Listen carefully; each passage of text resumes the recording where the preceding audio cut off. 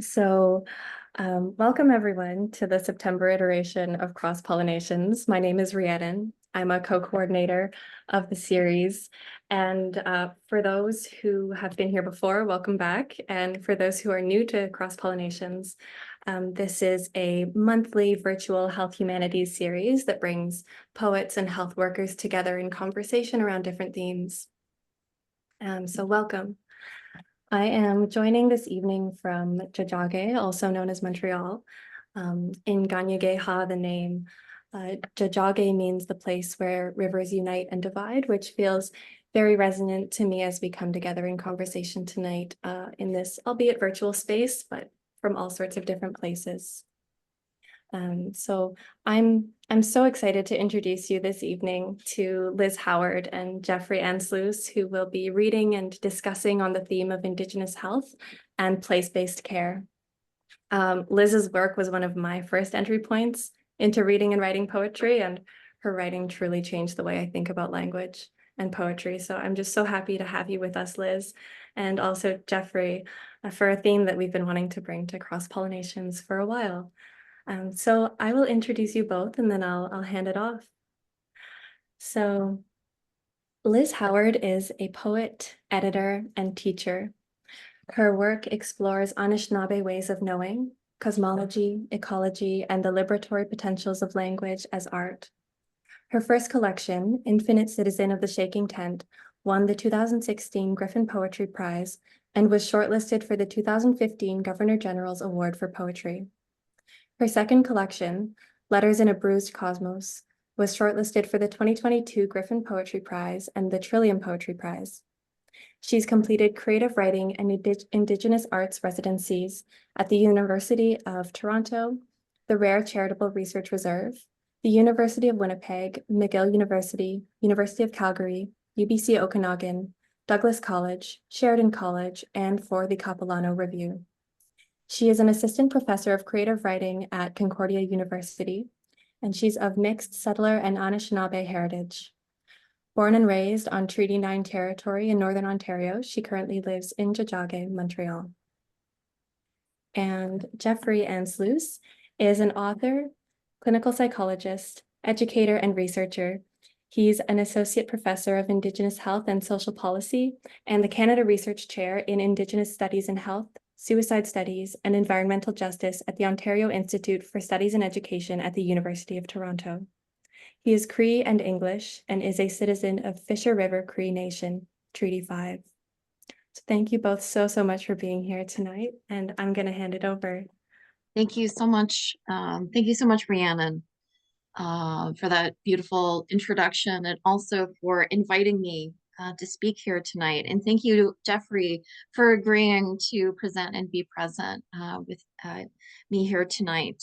And I'd also like to thank the League of Canadian Poets, the Health Arts Research Center, and the Canadian Association for Health Research for supporting and fostering this incredible initiative that brings together arts-based workers and clinicians in conversation.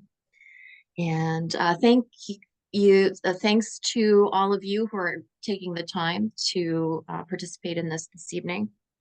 And just by means of clarification around my lineage and my connections, I grew up in a small community called Chapleau, Ontario, in Northern Ontario on Treaty 9 territory with my settler mother. And it is on the land of the Chapleau Cree, the Chapleau Ojibwe, and the Brunswick House First Nation. And my paternal grandmother's family is from Atikomaksing and Anishinaabeg, formerly Whitefish Lake First Nation, which is just outside of Sudbury, Ontario, on Robinson Huron Treaty land. And I'm going to be reading a few poems from my latest collection, Letters in a Bruised Cosmos, that I feel or hope will be in concert or elucidating the themes of the evening. Probability cloud. The universe broadcasts its lifespan in radiant heat. I need to believe my account will outpace its ending.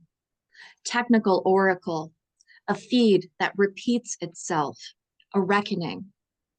What I felt was complete disorientation, but the night crossed out sky is more than a map to read into the end and origin of everything.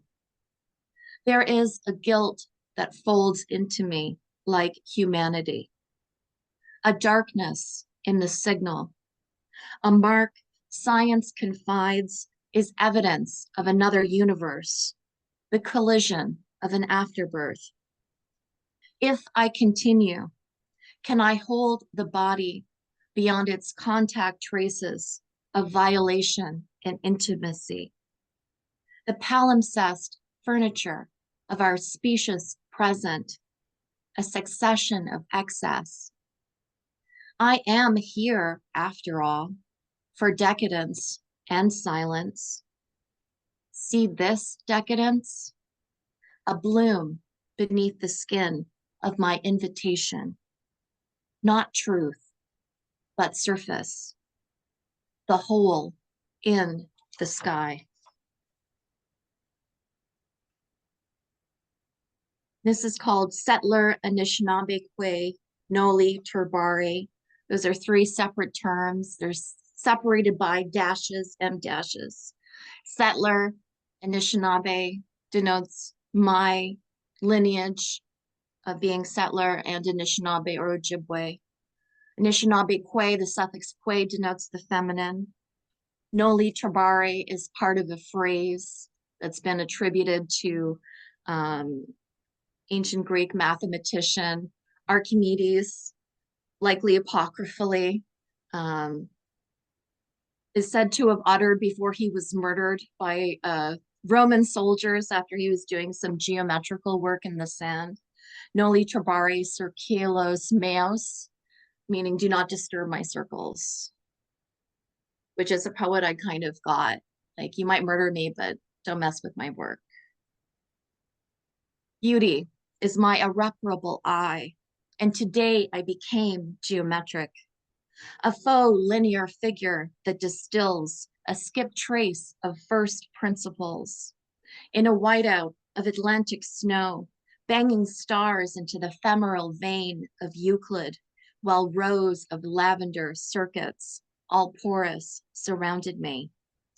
I genuflected before the hospital parking lot of my father's jaundice, for I am a good daughter of the colony which begot the immortal heart of the markets. Resources nursed all young bucks of the florets, a liquidity I should service or receive a lesser dessert.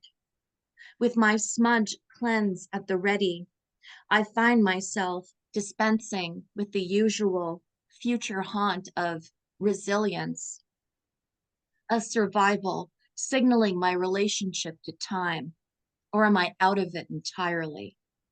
Come, polygon, and I circumvent the disaster. Do not disturb my circles. Holy I went, holy all around my head. The holy I am went careening down the back stairs of this low-rise rental. Striated by the pinnacle light of this city that has my blood pooled purple at the center of its gravity. You can scan the ground from overhead for death pits. I read this on the internet when I was dehydrated, lonely, and afraid. Office plants became the broadleaf repositories for my cognition's faded heart. I've gone and been abominable. A column extended from the top of my head into heaven. At the edges of my system, an Anishinaabeg or Indo-European projection of words my nerves could translate into the crawl space of animal magnetism. White pine verticals send us up as a stomach pumped by filial love. Oh, inconsequent curb of my street, I refuse to kneel this day like any other. Plush pockets of rust about another falsehood of water, a creek that pleats. I've gone and got a blister.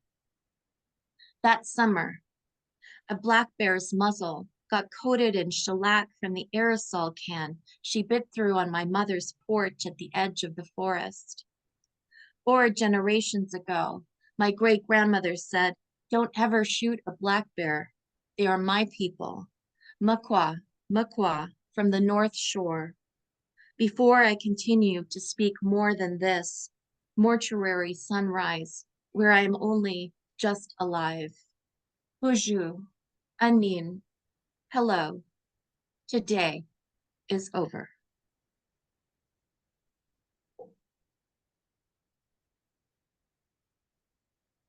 And this is Letter from Halifax.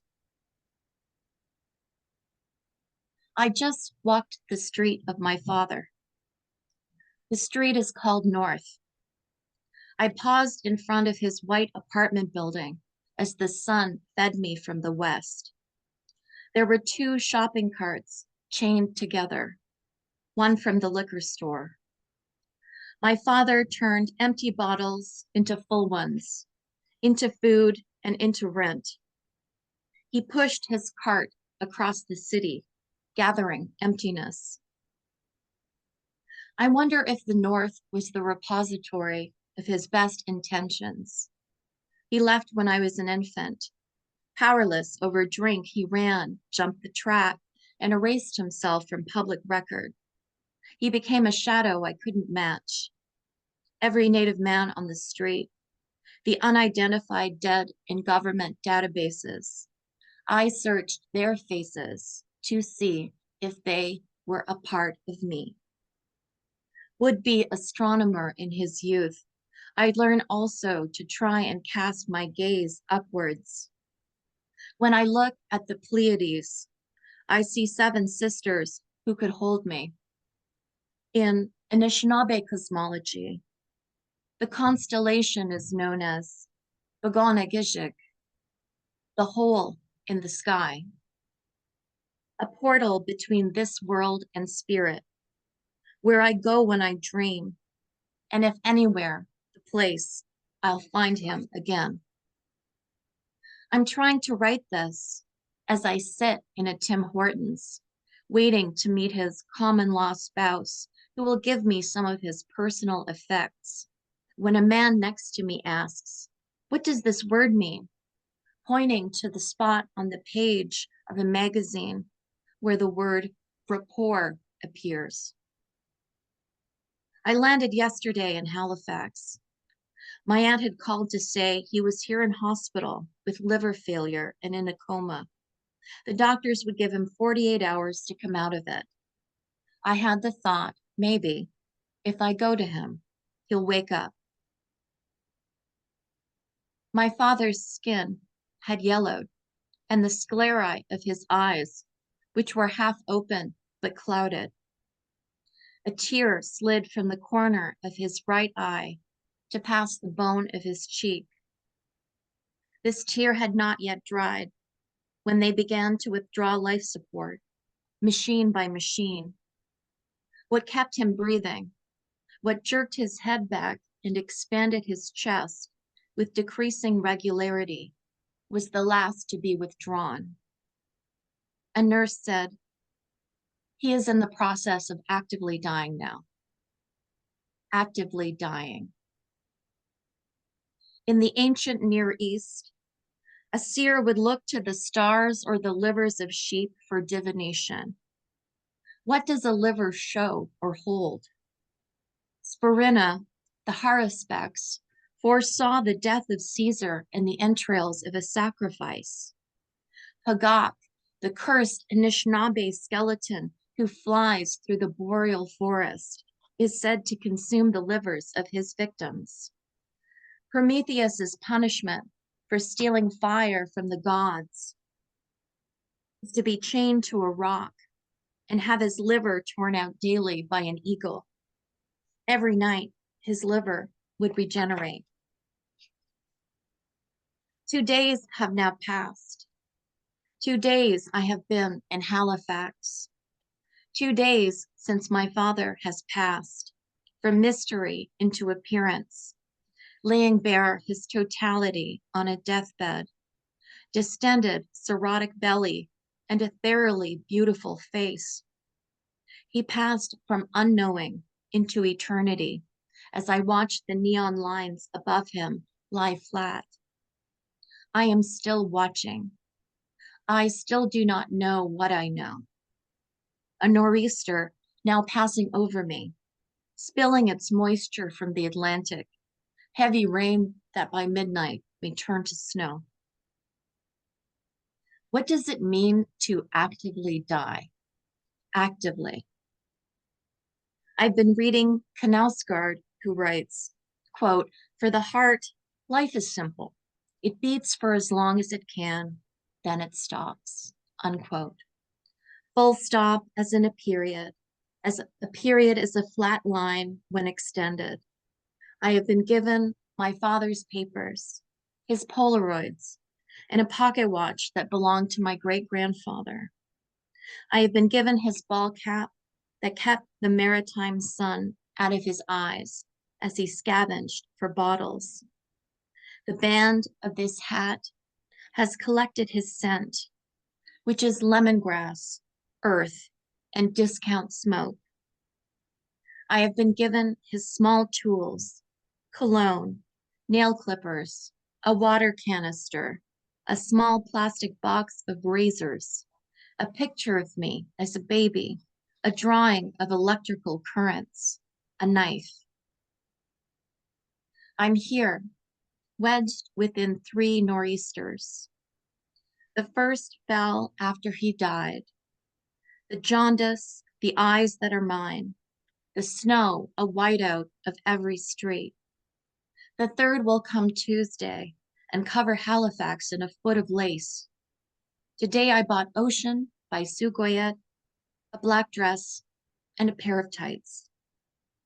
Today I ate berries and drank black coffee. Today I felt the harbor folding in. A sphere flinched in my portal vein. Today I woke up late. This evening, I looked up at the constellation Orion, Bibuni Pionini, the winter maker. Tomorrow, I will see my father's body for the last time. Tuesday, he will become ash actively. And then this is a companion poem to that one, and it's called Father's Day. The undertaker doesn't warn you about the consistency of the ashes, not like those of, say, a cigarette. Scattering them will not be like when you used to blow into the ashtrays at your grandparents' house, as if blowing the fluff off of dandelions gone to seed, for which you were gently scolded. The human form is difficult to destroy utterly. When fragments of your father's bones thud against the ground of his wishing, forgive yourself for the shock, the momentary turn in your stomach, when you see that his ash has caught onto your shoes and leggings and skin. Come to see this as your first and only embrace. And I'll end with one more poem. It's very short. I kind of feel like it's a nice chaser for the previous. And it starts with the word wabus, which is Anishinaabe or Ojibwe for rabbit or hare. Spring letter. Wabus, tracking through the last of snow. Love is a route I stumble over in search of you. Geese fly backwards in my mind, a rewind that a stand of tamaracks sees just perfectly. There is no way to trap the anxious rabbit of me, as my hide also reorders itself inside the brush of wide time. Thank you very much. Chimagwech.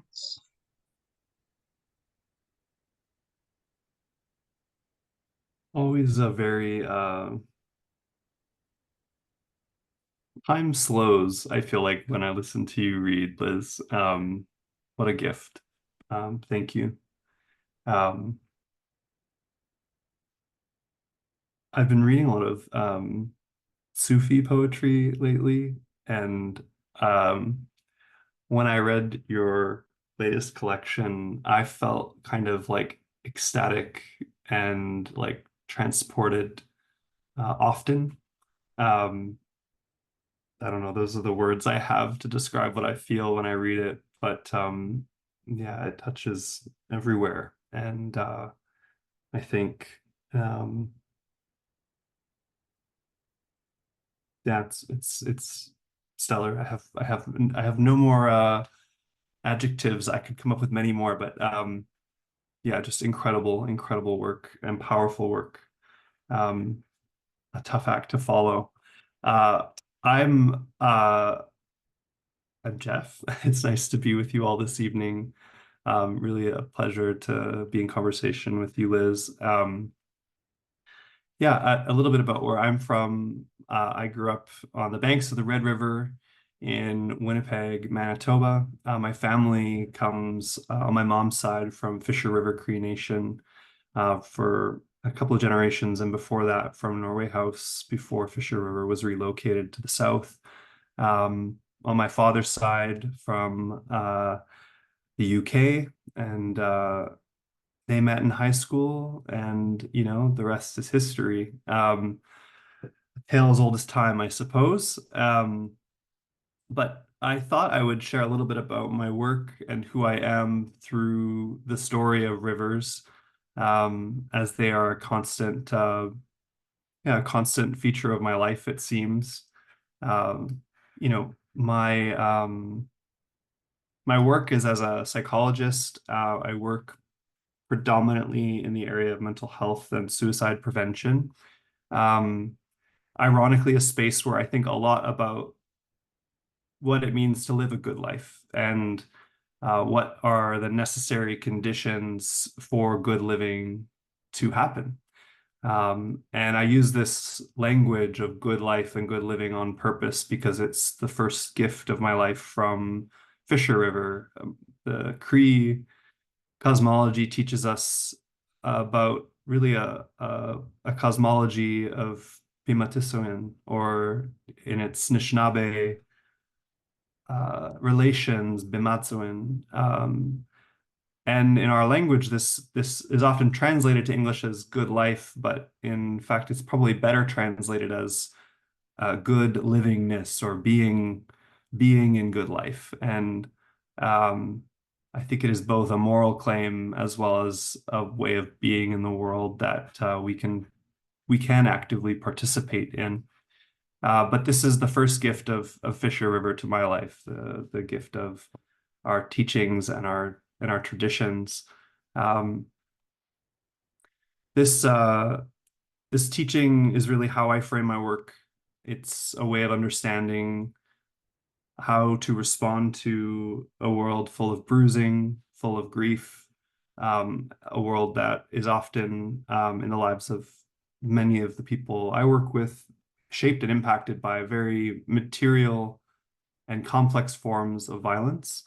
Um, and I've learned a lot in my life about those things from the world around me, but also from rivers. I grew up on the banks of the Red River, which is a really important place for the Anishinaabe and also for the Cree people. At the fork of the Red River in the Assiniboine in Winnipeg is where, as it is told, we build lodges, very special sacred places to convene as a people.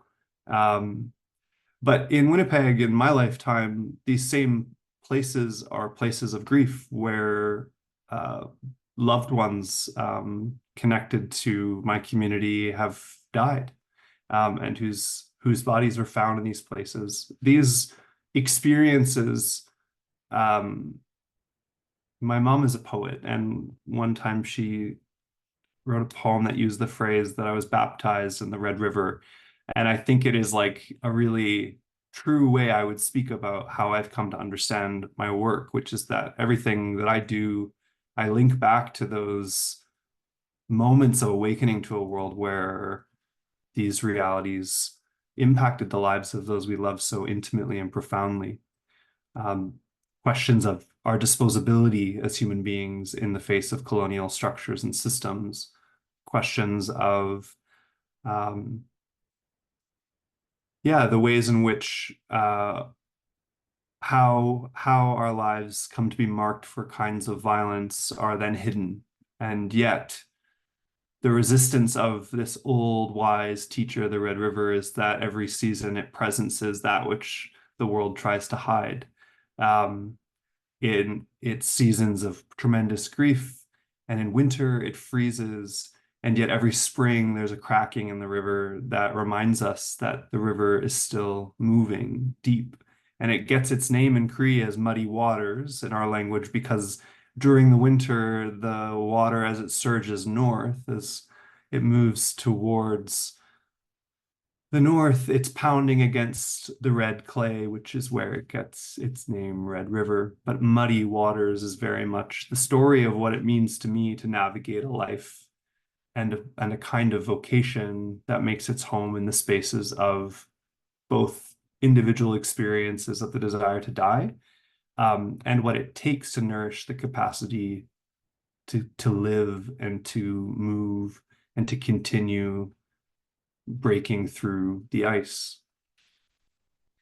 I spent my time training as a psychologist in Los Angeles, a city that quite literally covered its river system with a cement road.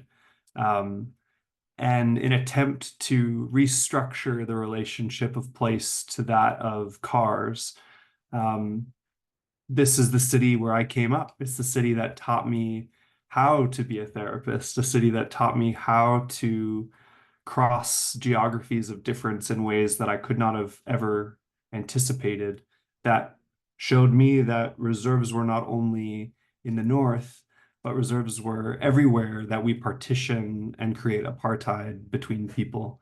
And that in every marcated region of a city covered in rivers that have been covered in cement, the land, if we pay attention to it, still breaks through, that in that river system, along those corridors of marcation, you still find flowers, you still find desert flowers bursting through concrete. These are the stories of the Los Angeles River, and really shaped me. Today, I find myself living in a city that when you grow up in Winnipeg, you're told to never move to, and that is the great city of Toronto, which I feel I have a very prairie-like ambivalent relationship to this place I now call home, which is another city that has cemented and quite literally built institutions of colonial power on top of, like the legislative buildings that sit at the center of a river system, or like the University of Toronto that sits atop the Zibing River. There are many waterways hidden and covered by buildings like KMH. These places where Indigenous people and the land have taught us how to live and have presenced our life for generations. Every spring flood. They flood the basements of these buildings, they flood our roadways, and they remind us that the land is never far from us. The land is always near. This place has taught me a lot, but mostly it's taught me that to live in these cities is a struggle, and it's a struggle that is deeply connected to our relationship to the land. And so for the better part of the last decade of my life, I've spent working on research, trying to understand the relationship between our experiences of environmental loss, grief, violence, and its impacts on our health. That's led me to other river systems like the Attawapiskat River system. That's led me to river systems in the northern part of Quebec and in Nunavut and in Manitoba. and working in partnership with communities to really think about how the protection, the formation of a different kind of not just theoretical, but affective relationship to place, that when we start to see ourselves in relationship to place differently, it has a tremendous impact on our well-being.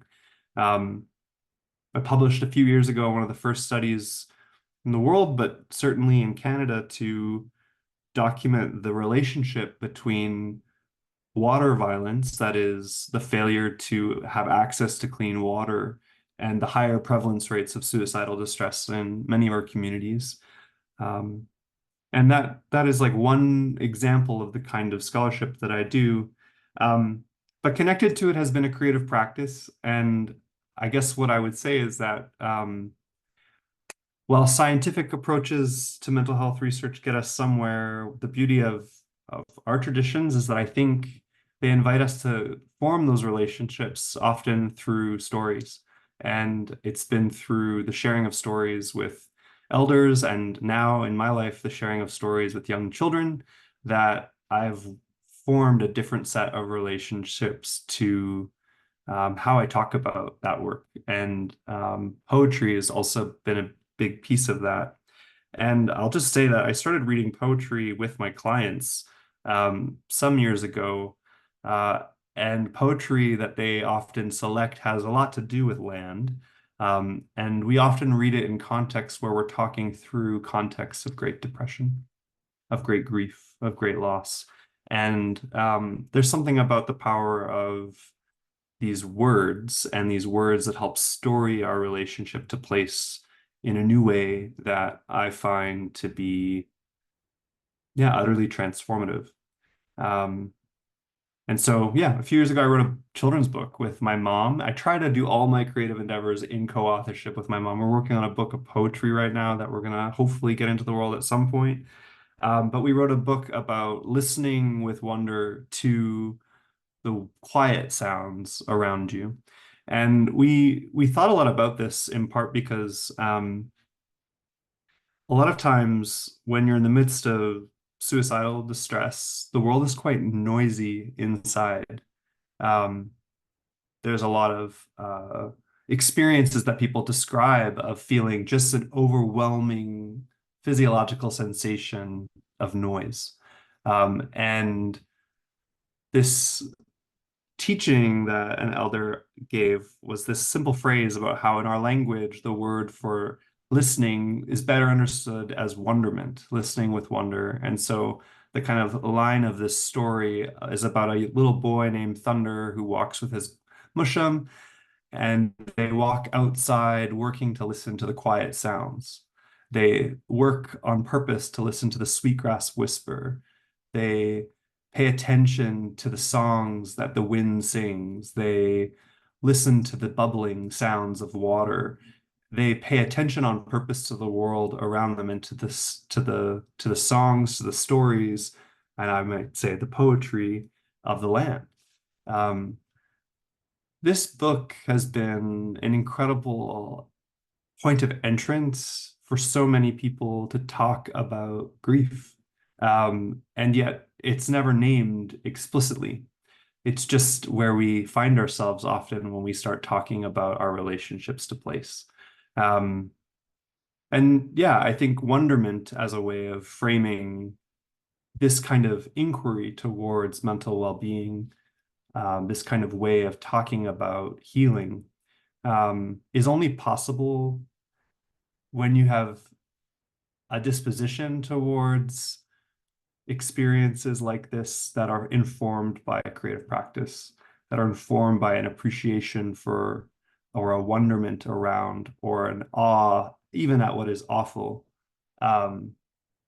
towards what it means to live in a world full of both tremendous beauty and tremendous experiences of pain. So I feel like I've talked enough, and I'd rather talk with you, Liz, now. So I'll pause there.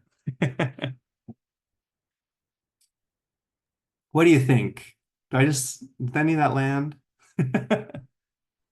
All of it, all of it, all of it definitely landed. I love hearing about, yeah, your deep connection to the Red River, and the stories of rivers and how that's impacted your life personally, but also professionally, and how that kind of that riverine connection continues to be important even in this new semi-forbidden place of Toronto. Is very much the same. It was, very much the same for me. Everyone said I was crazy for wanting to move to Toronto. I moved to Toronto when I was 18 for university, from my small rural town, and I've only been in Chichage, Montreal for the past year, but that's something that I definitely um, related to, and I thought it was so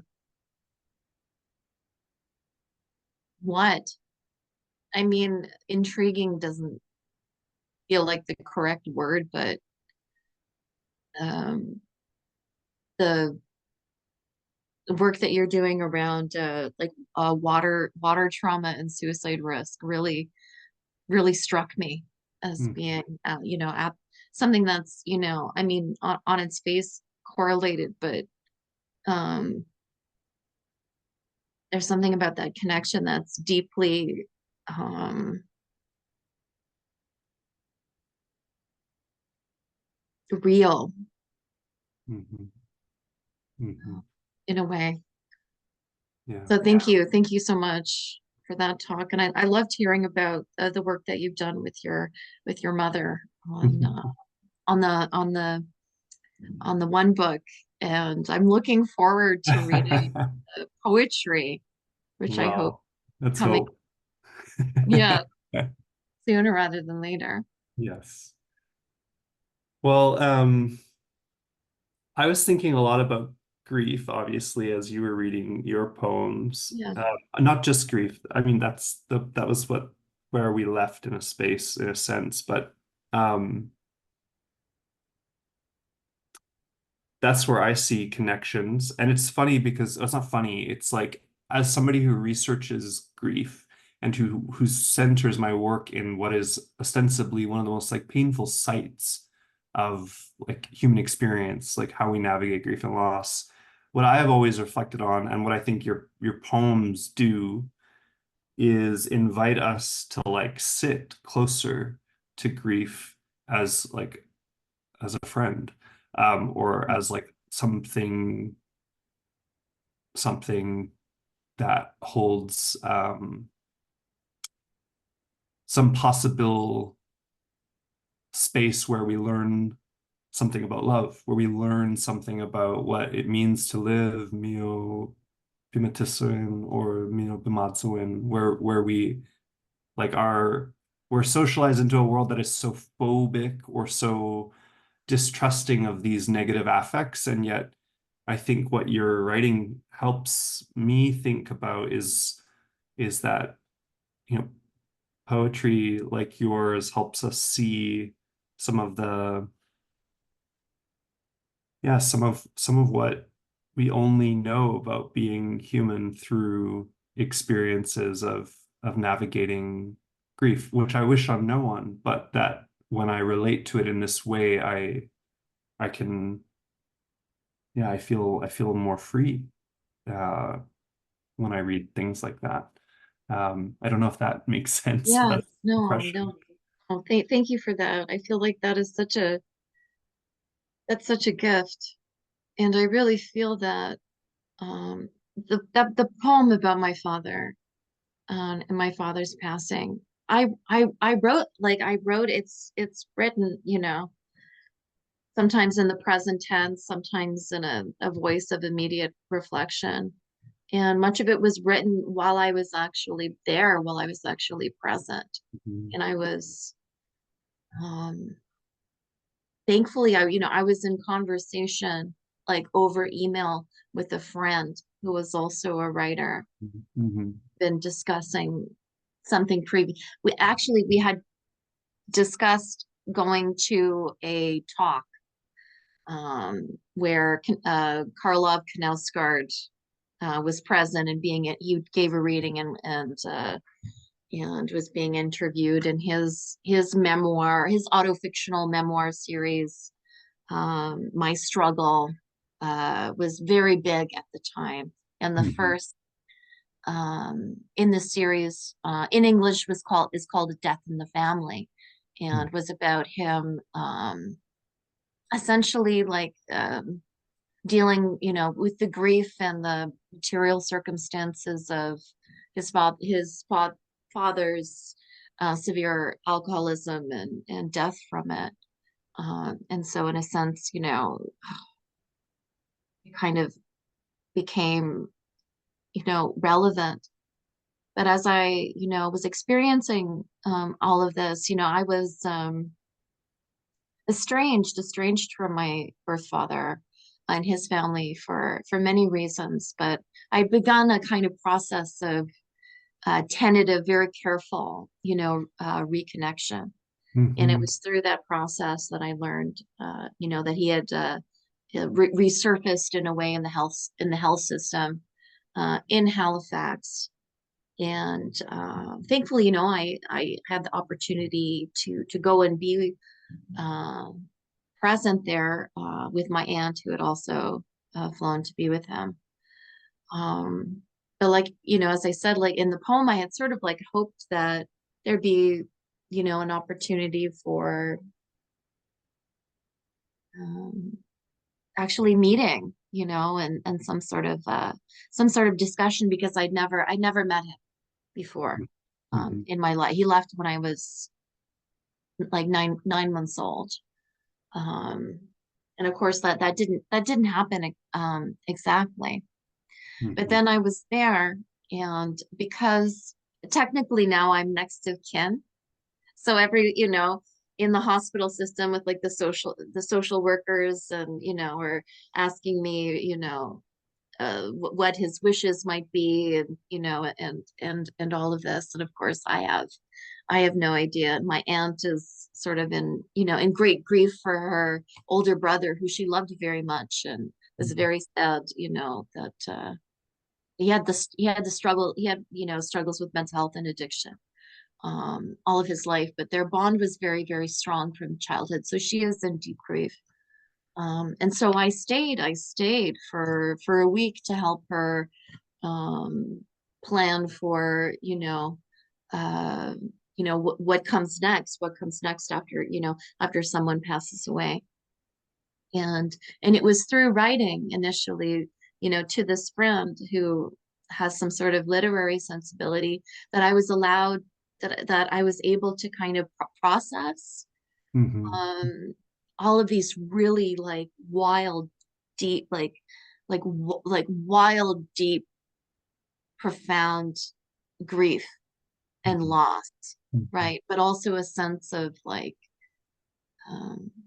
the end almost of sort of like a mystery, because my father was just, I was just sort of told, your father's Indigenous, that means you're Indigenous, but also your father has issues and he's not around.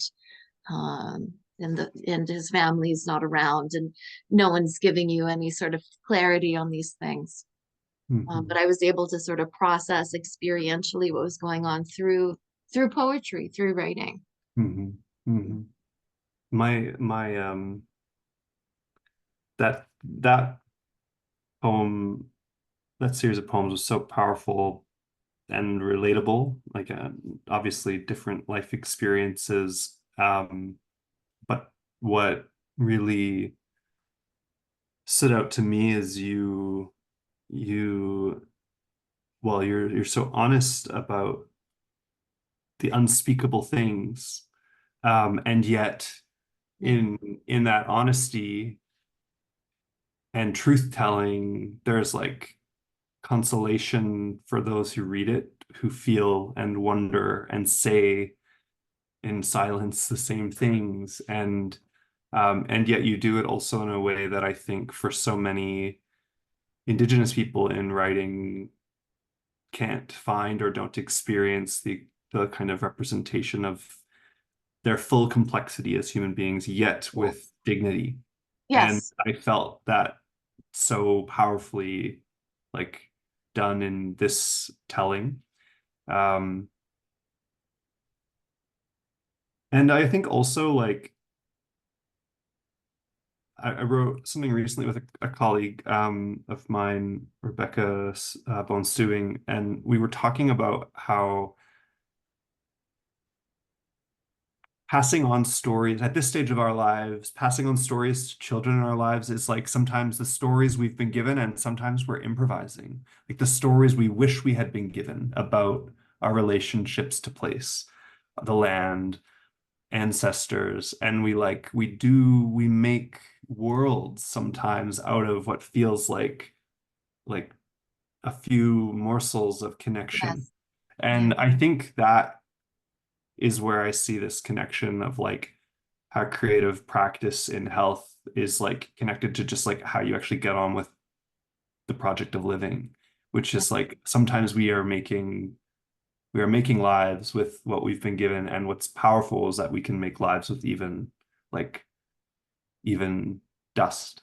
Yeah. We make stories out of our connection in ways that just demonstrate the creativity of our people. And I think that's a really beautiful and powerful like witness to the power of um, Indigenous communities and our creative practice. I think that's a really powerful thing, if I can say so. I thank you. I Uh, entirely agree. yeah. These stories, it's sort of it's not just, narrative, but it's, you know, stories like the ones that, we tell to each other, or the ones that are told to us are are richly, contextual and embodied, and they arise out of like certain circumstances, but also, they can bear the mark of not only, the context from which um they originally sort of like were born and sort of witnessed within the consciousnesses of those who experienced them or first heard the story and then transmitted it, but also like bear the marks of the context in which they are then told.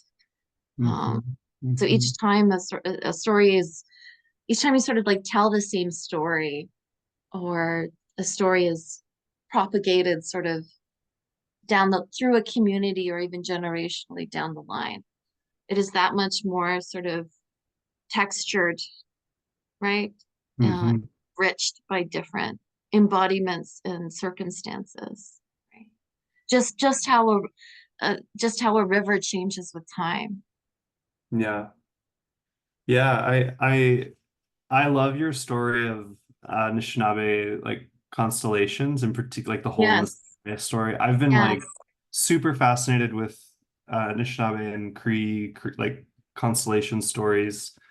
My home Josh, community, Joshua Whitehead is working on an incredible book oh, amazing, on about constellation. Kree and Oh, that's amazing. sky knowledge. Sorry to No, no, I mean I was just thinking look of out for it. It'll be coming I out. can't. I can't wait. And anything Joshua writes is Yes, always yeah. interesting.